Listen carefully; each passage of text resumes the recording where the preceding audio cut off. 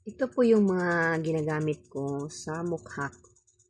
Ito is LMS Pro Collagen Cleansing Balm. Ito first na ginagamit ko para panghilam o yan. Ito yung cleansing ko, cleansing.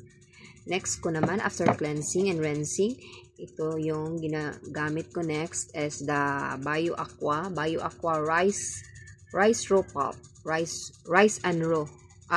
Raw Pop na BioAqua. This is whitening serum. After cleansing, ito yung first na ginagamit ko. Ina-apply ko sa mukha ko.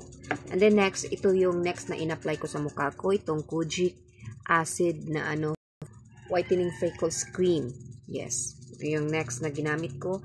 And then lastly, after the cream, the whitening cream, nag-apply din ako ng mineral sunscreen kasi kahit nasa loob lang ng bahay ako, meron namang aircon sa room ko, pero paglabas ko ng kwarto, mainit. Yan.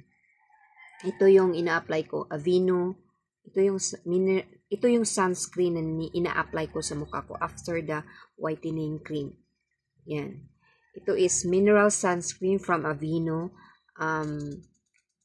Na good for sensitive skin and pwede din siyang i-apply sa mga infants 6 months above. Yan.